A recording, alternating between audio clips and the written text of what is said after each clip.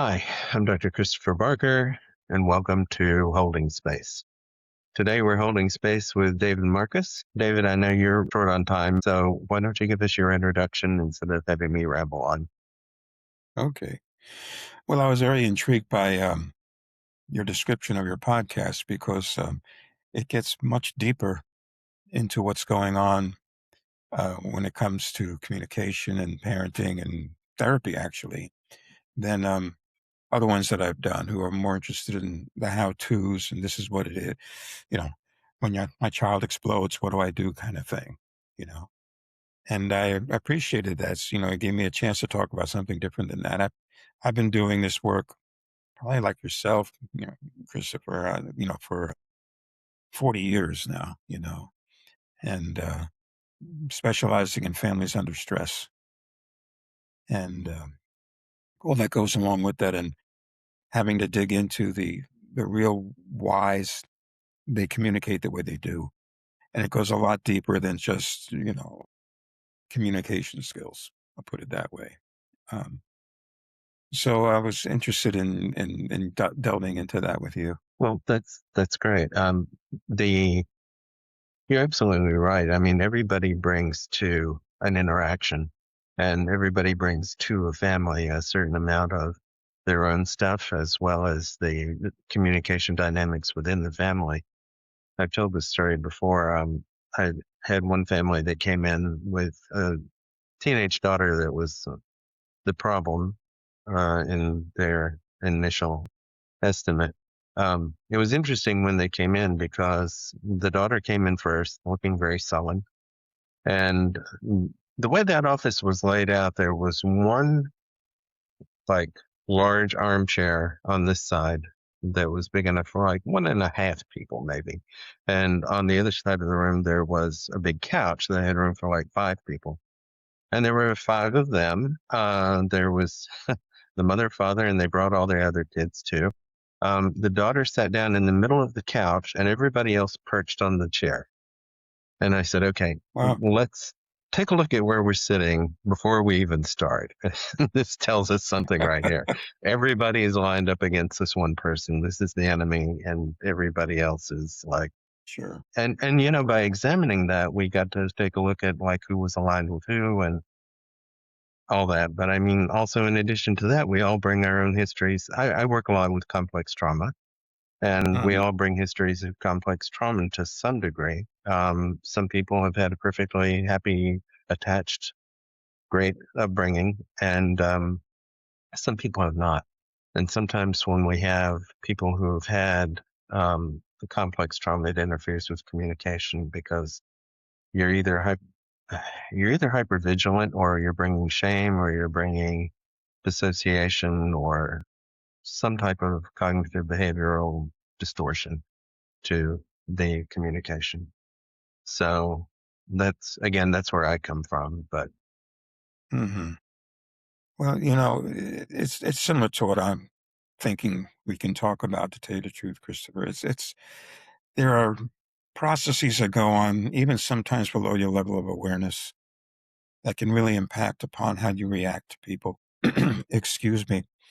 Um, I come from a self-psychology background, uh, which is Winnicott and Kohut and variations on that. And they talk about these things, much deeper than just, psychoanalysis does. Okay. And they talk about things like self experiences and internalization and regression. And that really has an impact on what we're talking about. Um, when people come to see me, I'm sure it's the same for you. They'll tell you what's going on. And they always hit something like, um, I don't do this and I know I should. Or I feel this way and I don't know why. The other reaction is that they tell us something is, does that sound normal?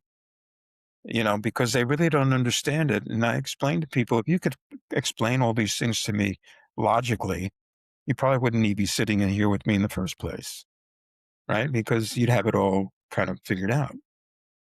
So when I talk about self experiences, there are certain experiences we have in our life that we remember vividly.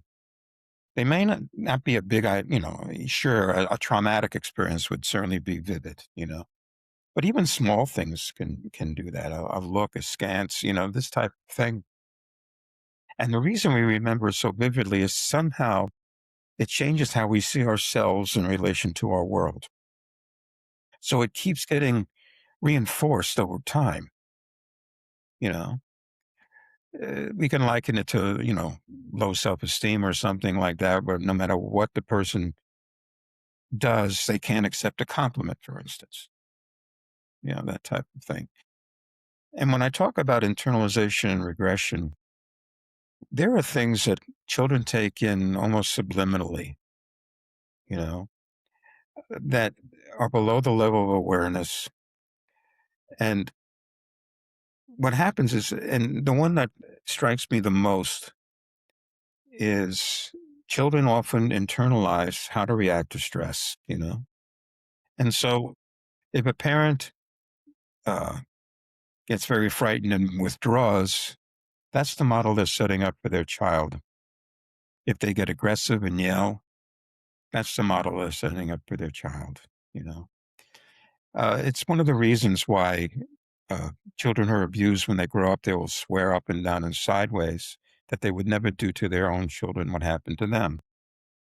But in moments of stress, especially unanticipated stress, and if anybody out there has children, they can blow up in a matter of a second. Under moments of unanticipated stress, they regress back to old patterns of behavior. This is just, we all know this is human nature. And if it's that, they can hit. They may regret it later when they're not regressed anymore, but the pattern has been passed down. So one of the things I really work with people on is what I call, my term is called a soothing presence. How to be a soothing presence for your children, for your spouse, you know. And it goes beyond really just a soothing person, you know. People ask me, why a presence? Well, it's because you can't be a soothing person if you're all chaotic and stressed out yourself. So a soothing presence means you have to create an environment where you can be a soothing person. And in today's modern world, with all the impingements on family life and social media and job stress and two income families, and you can't get away from work because the computer's at home. All these things really do impinge upon our ability to be able to soothe one another, and especially be a soothing presence for our children, because that too can be internalized. When a child internalizes a soothing presence over the course of many experiences, they learn to soothe themselves. And in children, I know we bandy this word around a lot, Christopher, but the word resilient, my child is resilient. It can mean almost anything these days. It seems like a pretty catch-all phrase. Well, resilience is being able to soothe yourself and to figure out what to do the next time something comes up. And that's what a parent really needs to be able to help their child to learn how to do, that process, by being a soothing presence and making sure. So I'll talk to people about lifestyle. You've got to calm things down. It's too chaotic.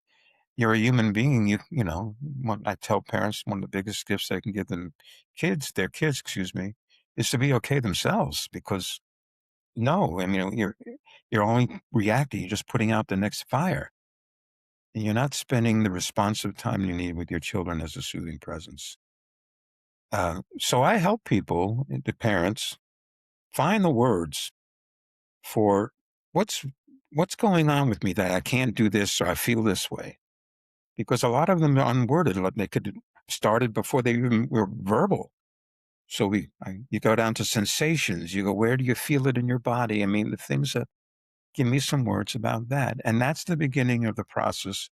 I call it a mutual exploration, where we try to figure these things out. Because once you can figure them out, all of a sudden you realize why I'm reacting as something within me, and like 80% of it is, and 20% is what this other person might be doing that's tapping into that.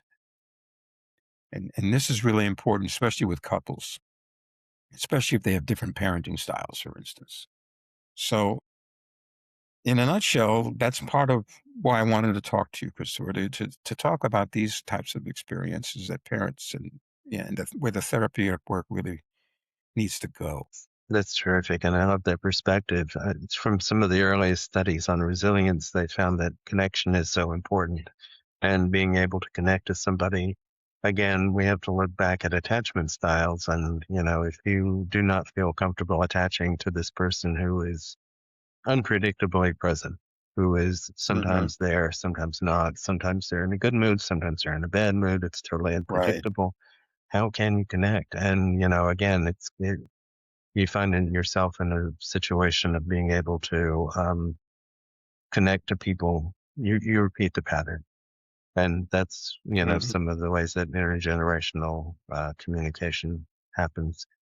And I also hear you about being able to work with parents, because frequently I will try to bring parents in to deal with issues with their children, and they want me to just work with the child. Some parents don't even come in to the office; they will just drop them off at the door. I have to tell them that no, you're part of this too. So I get them an hour a week, maybe two. You get them the rest of the time. So we have Exactly. to learn to work together on this. Well, what I have found, I'm sure you're just as experienced as I am, Christopher. The What I have found is that parents don't come to us first; they come to us last. They've talked to their own parents, their friends, their bartender. I mean, anybody but their children still are not responding, and that's why they're coming in because the child is showing symptoms, typically, as you're saying, about bad communication, about reactions rather than responses. I mean, yes, you're correct. And so I tell parents, first of all, I never see children without seeing their parents. Okay, I don't. And I explain to parents, just like you're saying, that I am not the agent of change. I'm not. I mean, I see your child once a week, you know. I'll see the parents sometimes as often as I see the child, depending on the situation. And I am not the agent of change. You are. What we're going to do is find out what's in the way of you being able to parent as effectively as you'd like, even though you've tried all these things, including how you were parented, of course. And then I'm going to tweak the parenting styles that you have. I don't say, "Hey, you're messing up." We never do that, But the uh, so we can figure out what's going on, and so I do that, and sometimes I'll have to see them as a couple because their communication is poor, or Mhm. even individually to figure out where they regress to when they're stressed. You Right. see, so it gets pretty complicated after a bit. But, I tell parents once you have access to your children's emotional perceptions, which is a whole discussion in itself, of course, and then, help them to resolve things and, be a soothing presence, like I said, well, then you don't need me anymore. So I tell them that the idea of coming to see me is to get rid of me. And once you do, if it's a small child, I'll joke with them and say, okay, come back when your child turns 13, wants tattoos and rings in their nose, then we'll have another discussion. You know, sometimes Yeah. that actually happens. But If you so do this yeah, I long mean, enough, yeah, sure. okay, But yeah, that is important, being able to deal with the parents, and being able to deal with them as a unit frequently is, and that becomes difficult in a lot of situations these days where we have divorced parents, or parents who are trying to co-parent by not talking to each other, yet somehow co-parenting. Sometimes yeah. that process becomes really difficult. What would you do in a situation like that? Well, it's a good question because I've done a lot of this kind of work. When I talk about families under stress, under enormous stress, like we're talking about, leading to divorce, they can't communicate. There's a history of not being able to communicate, and we can go into the reasons why they don't communicate. You know, uh, but once it gets to that point where they're leading separate lives and they're just staying together for the children, et cetera, for financial reasons, it gets pretty intense.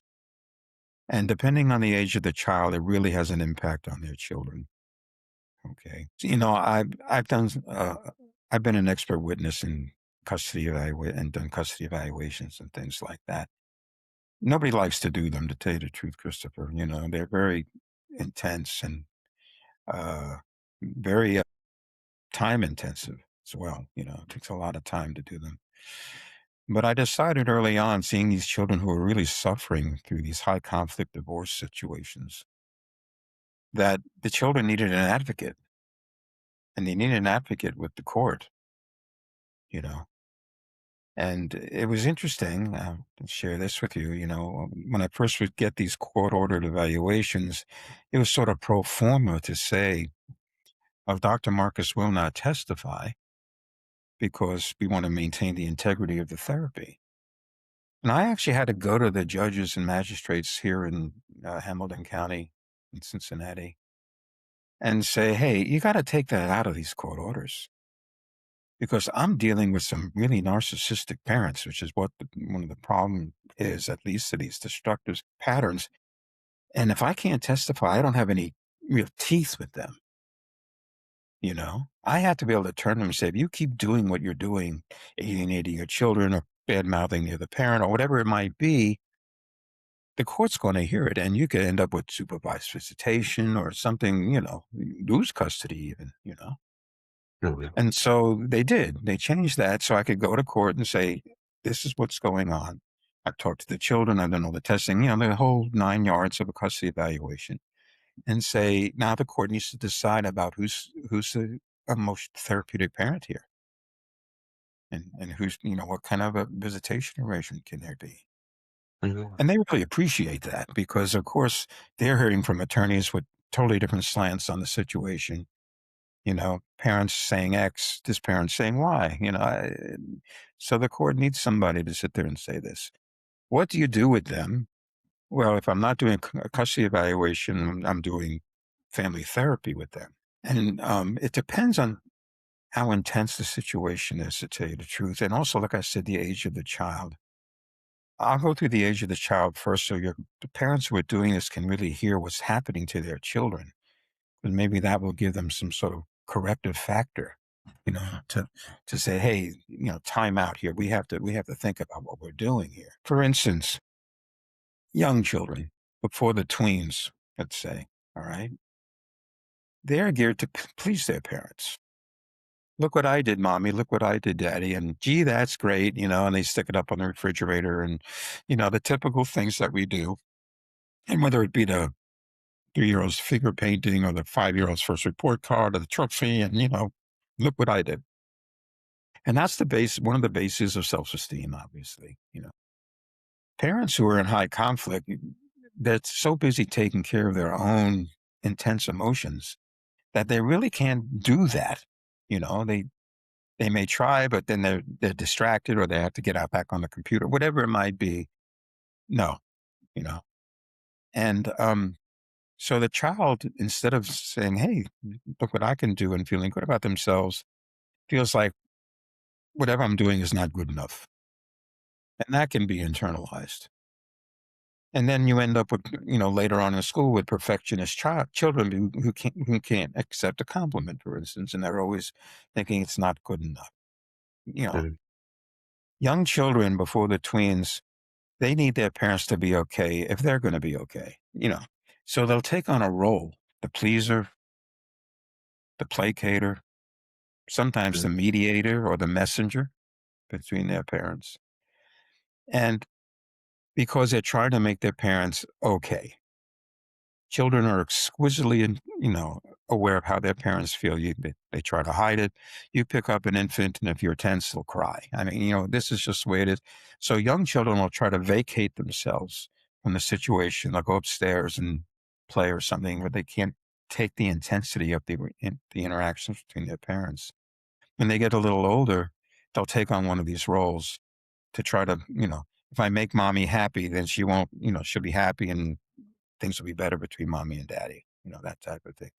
Or they'll try to mediate and try to take Mhm. care of their parents' feelings.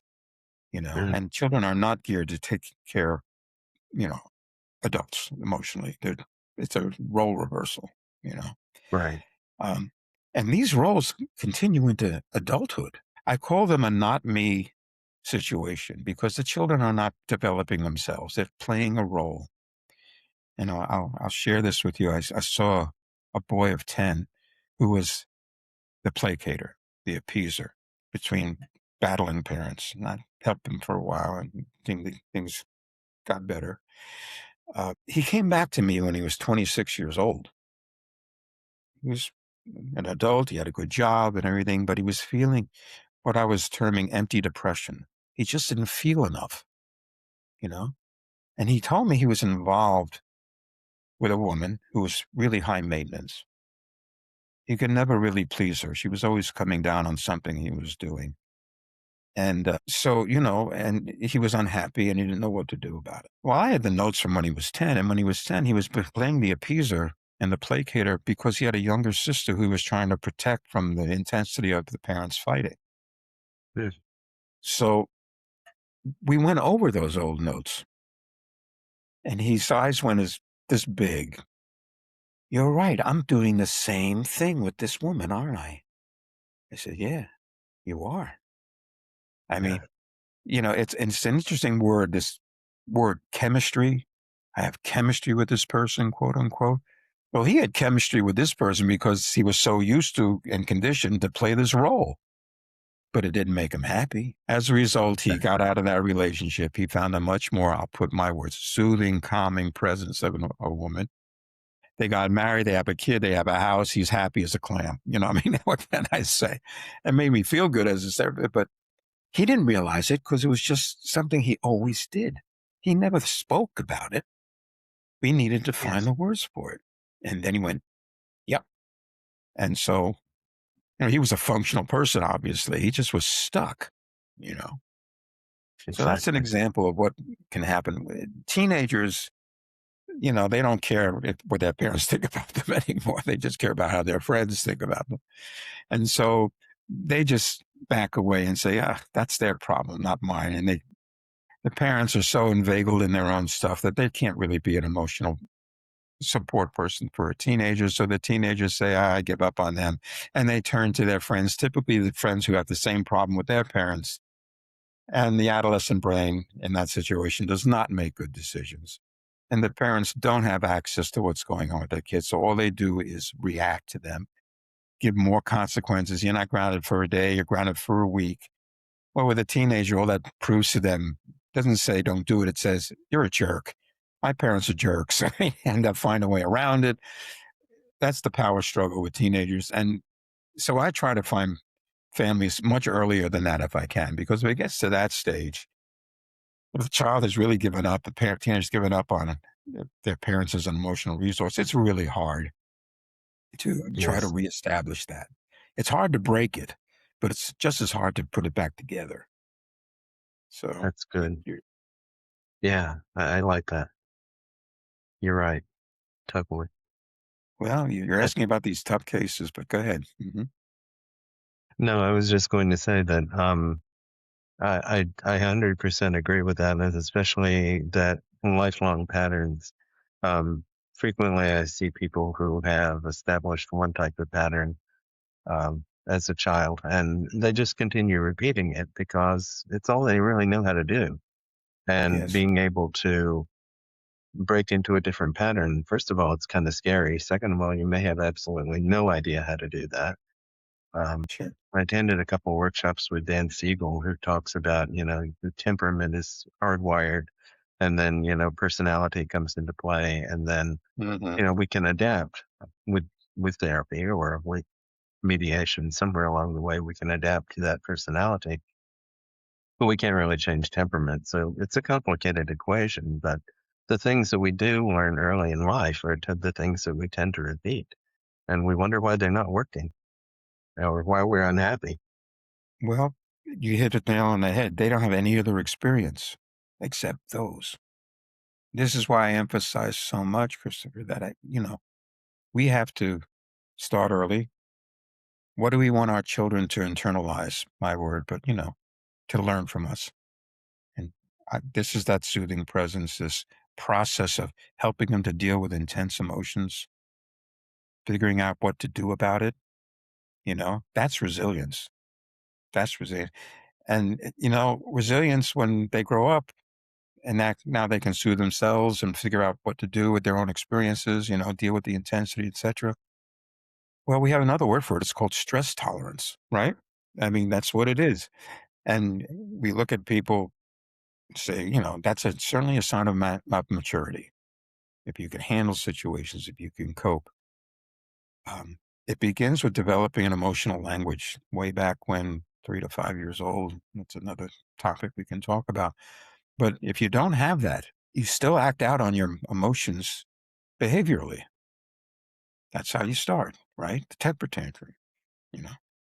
But let's face it, a temper tantrum in a 5-year-old, because they don't have the words. How many times have parents turned to their children and said, use your words, don't hit your brother, for instance? Well, that's a skill. And it doesn't just happen because your child is smart or something like that. But a 5-year-old with a temper tantrum, okay, we can deal with that, hopefully in a positive way. A temper tantrum in an 18-year-old can end them up in jail. I mean, they really need to learn how to do this, or they're going to be in trouble. You know, it's one of the key things about parenting. Yeah, food, shelter, of course, but emotional maturation is what we're talking about here. Not just intelligence, but not just emotional intelligence, but understanding this is what you're passing on. This is very important. So even parents who are fighting will come in for their kids. You know, I mean, I'm in private practice. I assume you may be in private practice as well. I'm not sure, but the people who come to see me again after the long road, they're there to figure out something. Unless they're there for divorce and custody reasons, and then they try to impress me with how good a parent they are and how bad the other person is. But that's a different scenario altogether. I hate that Yeah, scenario to tell you the truth, but okay. You know what I me mean? too. Yeah, that's awful when they come in and try to convince you that the other one's a bigger one. I, it's the expression I use. Well, that's as good as any. I mean, it's really, really, that's the most difficult. Reintegration therapy is really, really the most difficult thing I've tried to do with parent alienation, et cetera, et cetera. And there's another factor here that you brought up. You know, yes, temperament, all the dimensions of temperament. Stella and Chaser, remember them and all that. But the other thing is, you may be dealing with a personality disorder,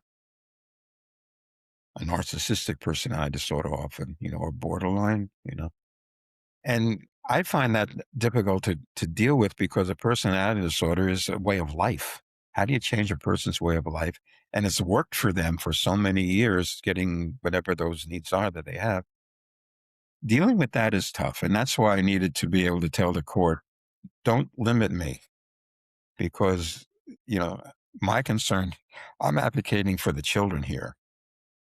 If they're going to be this way, if they're going to be, hysterical or narcissistic or borderline, then, and if I can't help that, then we have to protect the kids, you know? So, it gets sticky, it really does. Uh, I'm not doing those custody evaluations anymore. I'm an old man now, Christopher, and what I'm doing now, you know, I used to teach them. Yeah. I used to tell my wife when I was going through this, these stressful situations, I think I'm going to change and specialize in mild resentment. I love that. you know, and she suffered through it with me, typing custody evaluations on vacation and stuff because the court needed it. And, whew, Yeah. you know, Well, thank goodness we have supportive partners. But it's interesting. You brought up something that being able to have an emotional intelligence first requires that you have an emotional vocabulary. And again, being able to tell children, for instance, I talk about that for language, we may have an innate language mechanism or whatever, but we crack the code. people talk around us and we start babbling and eventually it starts making sense. Well, having people teach us feeling words is something that's really important, and we don't really always get that or get it in the right order. If we Mhm. fall down and we get hurt and we're crying and somebody says, "Oh, did that hurt?" We learn hurt. You look sad. The words that people give us, we learn to apply to emotions, and to emotional intelligence, we need to have that vocabulary first. And so, again, if you have parents who are conflicted, or if you have a parent who is not communicating or who's out of touch, they're not going to supply the basic tools that are No, needed. they're not, because they don't know the basic tools. The chances Frequently, are they yes. didn't get it, and that's why they can't do it. It's a gap in their own experiences. I talk about with parents, especially with parents of young children, to develop what I call a common emotional language. A common emotional language. What parents do is they put their own words onto what the child is feeling. Oh, you must be feeling sad or whatever it might be. And oftentimes, trying to make the child feel better, they say, "Oh, I felt that way too," and they'll give them their own experiences. I don't think that's really helpful. I'll put it that way. What I do is you know, eh, I try to find, I try to help the children find their own words to describe their emotions. You know, uh, with young children, I go, "How hard was that? How tough was that?" Because I know it's tough. This much, this much, this much, this. And it amazes me how young children can touch their hands behind their back. If you and I try to do that, we'd probably break our scapula or something like this. But and now say, give me a word for that. Uh, uh, whole world sad, Doctor Marcus. The best one I got is a young, angry young man. That makes me volcano mad, Doctor Marcus. Volcano mad. And I said, okay, that's like a 10. You know what I mean? Because he was old. He was like 9. Uh, what would be like a 2? Well, like when my mom makes me eat my peas. I don't like peas, but it's not so bad. That's only a 2. After that, I'd say whenever he talked about something that was uh, angry, made me angry, is that volcano mad or eat your peas mad? And he could relate to that. Parents just assume that their children feel the same thing that they feel and would describe it the same way. And they're missing the boat. What it actually does is interfere with the process of letting this child really tell you what makes it volcano mad. You know what I mean? Mhm. And give me some more words for that, and they'll describe a situation and come up with other words, and I will use that. That's the common emotional language is based on their experiences and their descriptors, not mine. It works the same with couples. Defining words like security, intimacy, companionship, support's a big one. If they have different definitions based on their own emotional experiences, you may feel you're being supportive of your partner, but they don't experience it because they don't define it the same way. And this gets in the way of a lot of the difficulties in communicating, effectively between couples. You have to find that common emotional language. You have to be a soothing presence for each other. So it's a whole constellation of things we're talking about here. It really is, and I'm glad you lit into talking about children being able to find their own emotional language, because you're right. Sometimes they aren't given, if they're given accurate or inaccurate, but the accuracy is with the parents, and that may not be accurate for the child. And it's kind of like we talk about trauma informed language, and it's kind of like a trauma informed perspective to be able to say, well, how hard was that for you? Or what did that Mhm. feel like? And, instead of interpreting for them, because then we're putting words on them also, that they may not understand. Even if you're right, you're wrong. You have the words because the idea is to help them get it from in here where it's intense to out here in your soothing presence. And that way they can feel, get relieved. And then you can start thinking about what can we do about it, you know? Eh, You know, there's a simple word for this process that we're talking about. It's called wisdom. Child is gaining wisdom when you can help them to feel safe to explain things, be soothing enough so they can tolerate the intensity of the situation, and figure out how to deal with it the next time based on their language, not yours. That's wisdom. Been there, done that, know what to do the next time.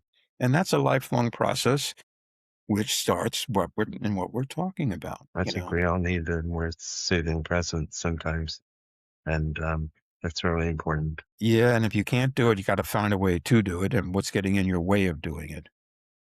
I'm gonna say something pretty radical here as a child and family therapist.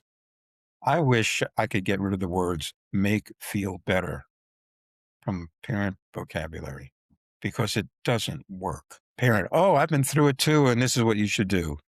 That doesn't work. You don't learn from somebody else's experience. Or they try to make them feel better. A young child, they'll distract them or make a joke of it, you know? Sometimes they'll get defensive. If it's about them. They get overly logical and say, "Well, prove to me why you feel that way." You know who's really bad at that? Attorneys. I see kids from attorneys, and well, that doesn't. No, you got it wrong, so therefore you shouldn't feel that way. No, it doesn't work that way. So but anyway, this is what we need to do. I mean, it's straightforward stuff if you think about it, and most parents want to be able to do this for their children, unless they're vindictive and have their own problem. I don't want to go into that because it's not fair. The children is what we're focusing on here, and what they need from their parent. And this is a lifelong process. How do you develop that language? How do you help the child? Young children experience their emotions very intensely, right? How do we soothe them out of that? How do we make it safe for them to talk to us and not get in their way by trying to make them feel better this time? When we think as adults, when we have something that's difficult for us, we turn to certain people in our life, friends, family, whoever it may be. And invariably, the people we turn to are okay when we're not okay. They're Yeah, a soothing presence. You know, if somebody, you or I, went to somebody and began to explain a situation that was tough and they broke in on you and said, "Oh, I know just how you feel. And this is what I went through and this is what I did." Or just do something different and take your mind over, whatever, or some platitude, life isn't, it's hard or whatever it might be. Well, if it was a good friend, you might say, "Just hear me out." And if it wasn't a good friend, you'd say, "Thank you," and go find a good friend. The difference here is children are not about to turn you. You're not going to have your 6-year-old turn you and say, "Mom, will you just be quiet and listen to me?" They're not mm, going to say that. They're geared to please their parents. So they'll sit there and listen very politely, and the parent figures they've got it nailed because the child, and then 3 days later, something similar happens, and they're just as upset as they were 3 days ago. I thought we exactly. talked about this. No, you talked at him about this, at her about this. Is a big difference there. And this is what I had try to sensitize parents.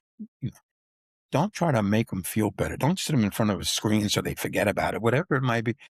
You got to be a soothing presence and help them work it through. And you got to begin with this, developing the language and making, the intensity safe and then trying to figure resolution It's great. over and over again, you know, and they'll internalize that. And then they'll be able to do it for themselves, their partner, and their own children. You've broken the pattern. You've broken the pattern why you came in the first place. So we have Definitely. lifelong responsibilities here, Christopher, in my opinion. We do. Yes, we do. We do. Um, Thank you for your time. I really appreciate it. I know you have to get onto another podcast. I do too later on, but I just love the idea of the soothing presence. I love the idea of being able to hear and listen, and how things get transmitted between generations Yeah. sometimes because people who don't have it can't give it. Well, we obviously didn't have the time to go into the how-tos of doing this. I'm trying to get a book published right now called Parent Prescription. I have to plug it, I guess. And in it, I go different scenarios. Parent says, child says, parent says, child. And I annotate it saying, this is what you're accomplishing here through each step of what we're talking about. Um, I have a website. I got to plug that too. Go ahead. www.parentrx, parentrx, one word, .org. And there'll be other podcasts on there, talking about this and other topics. And if people want to get in touch with me directly, they can reach me at dsmarcus, DSMARCUS, PhD, at parentrx.org. And yeah, thank you for having me on, Christopher. I do appreciate it. I do have to leave, so do you. But thanks again. It's been a pleasure. You're welcome. We'll put all that information underneath the Oh, video, thank you. and so that people can get in touch with you Okay. and look for your book. And we both have I'll be books in, coming out, so I'll be back in touch with you when it comes out. I'll tell you that right now. But okay, also, I'll be glad to. no, that would be great. And I'll write you a review. Please write me a review, the whole 9 yards. You know how we do it. All right. We support You each take other. care. Yeah. Rah rah.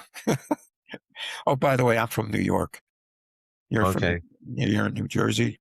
I'm in Yeah. New Jersey. Yeah, Yeah. I've been here for way too long. I was from Virginia I ran originally, away but from the New York area. Anyway, I do have to go. Another conversation I'll talk another to you time. soon. Yeah, take care. Bye bye. Thanks.